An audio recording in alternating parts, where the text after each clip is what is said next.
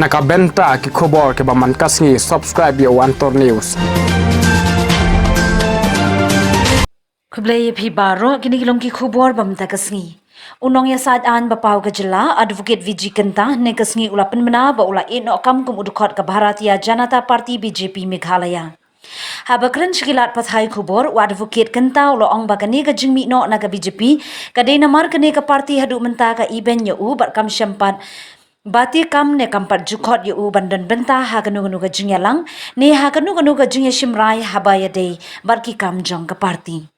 Wa advocate genta ulaya thu ba ulaya so bar ka BJP ha ubnai nai wing arhajar arpuar haringkat bar ka jingkermen bantrai na ka benta ka bha kamian ka jat benriu party bar ka jilla baro ka we. Hendrai kane ka jingle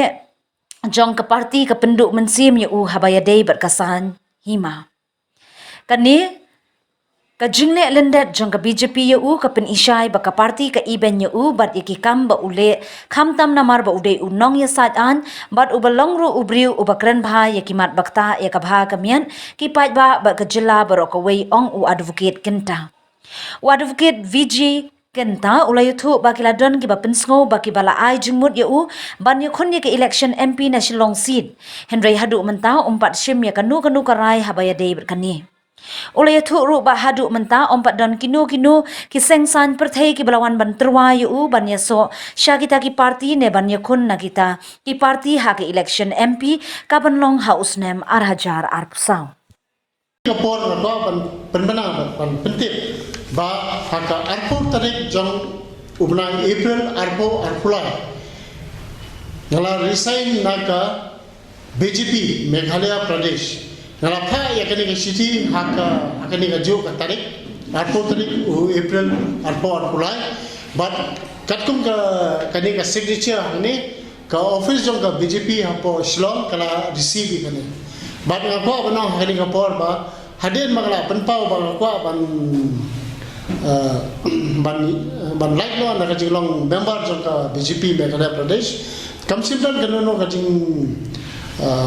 kajing contact na kadang president na kadang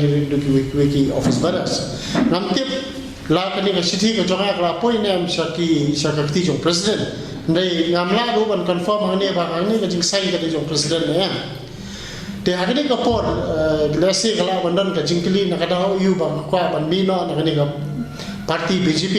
hagni ka por Tengah sekolah ban penmenai, paiba bangla join hau November arpuar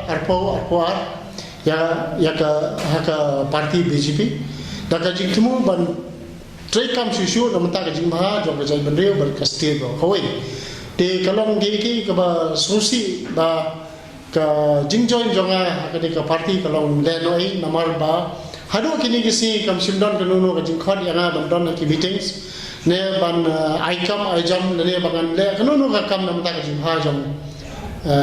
jong state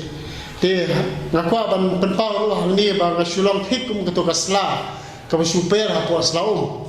te ngaso ba ka kadang per kadang ha pana te ndre ra ka ngam julap sakali ka sla ta ka mentoi shu yana